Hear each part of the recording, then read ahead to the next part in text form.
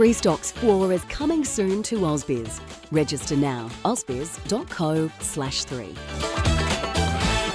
The Trade is brought to you by Vantage Markets, delivering one of Australia's most trusted and award-winning trading experiences. Explore smart trading at vantagemarkets.com.au.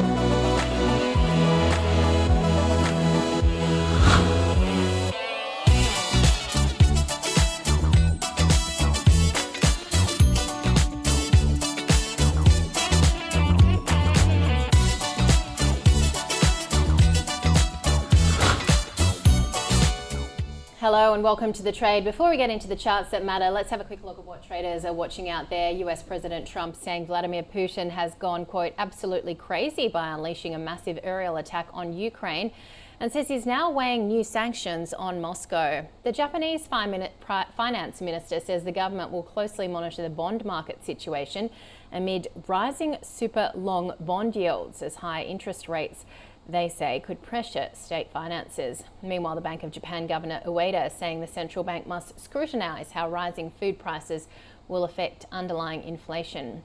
And a US-backed foundation tasked with supplying aid to Gaza began operations on Monday, delivering truckloads of food to designated distribution sites following uncertainty about whether any assistance had reached civilians.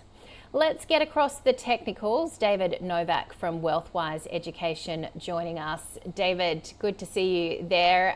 We are looking specifically, I guess, in terms of the momentum we're seeing in the ASX 200. What are the charts showing you? Yes, good morning, Juliet. Yes, I apologise, my camera's not working, so I've got some technical issues, but I'll get them resolved next time. So I just wanted to bring up, there's some charts. One of the main charts you're looking at here is the ASX 200 index, which is what most traders watch. You can see that it's approaching that major resistance level that previously back in February there, where the market fell apart. And then you saw the lows in April, and we've had this amazing stellar recovery of like more than 1,200 points back to 8,400.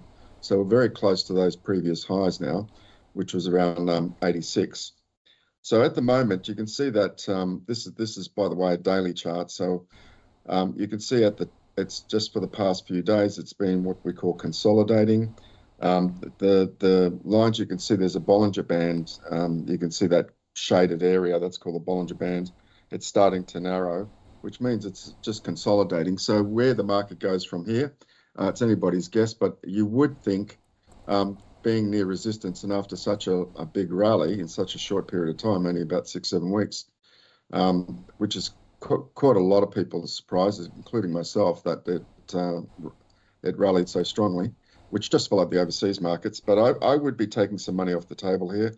You can see it's losing momentum, and so I would be taking some profits, and I'd be looking for a pullback to that green line that you can see there, which is the 50-day moving average, and that's around 8,100. So I would be looking for a move back to that line of at least 150, 200 points lower from here.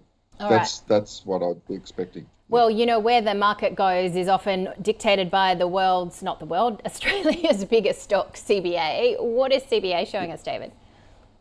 Well, same picture. Look, it's had an unbelievable rally here from the April lows of 140 to the recent highs of 176. Quite extraordinary. And at this stage, you can see they've got the volume bars there. The volume's tapering off. In other words, there's a lack of buying and selling here, especially selling. That's for sure.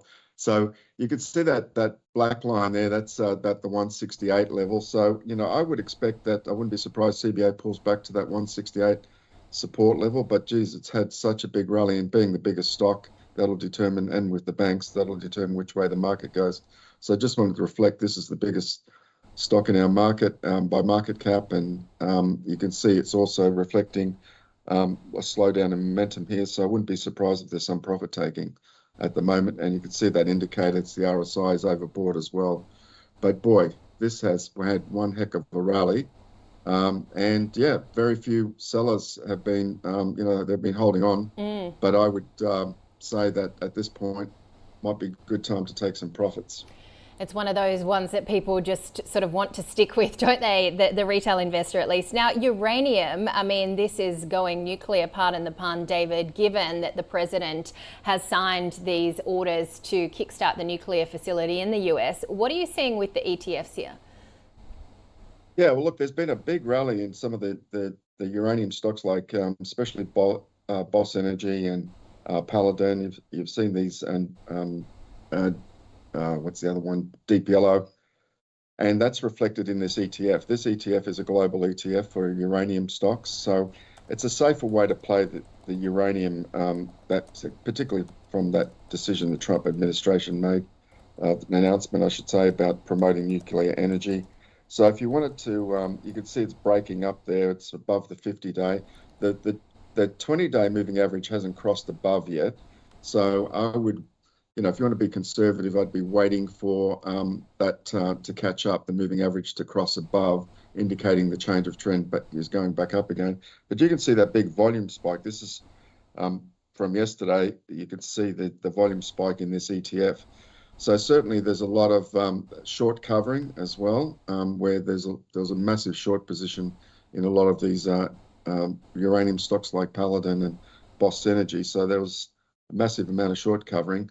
So again, this is a safe way to get exposure to the uranium sector is through this ETF, which is URNM is the ETF. All right, a lot of momentum in uranium at the moment, as you mentioned. Now, we had bond markets in the US shut on Monday due to the holiday, but when we look at cash trading of US Treasuries, we had the 10-year around 4.51%. What are you seeing in terms of demand here for government bonds?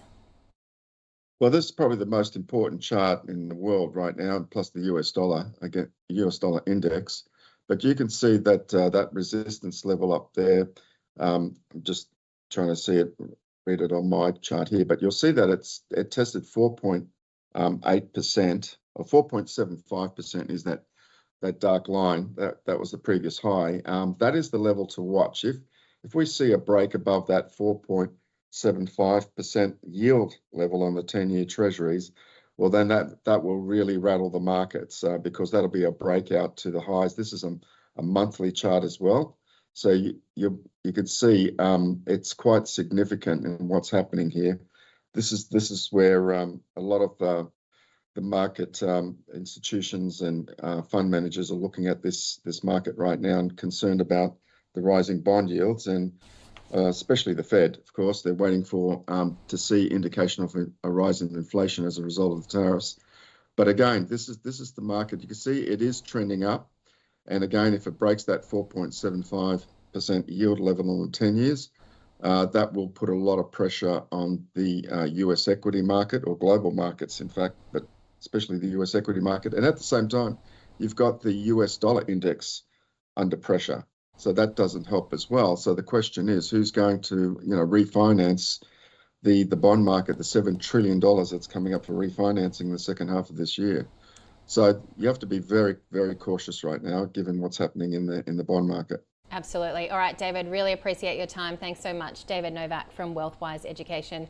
That does it for this edition of The Trade. Be sure to join us next time.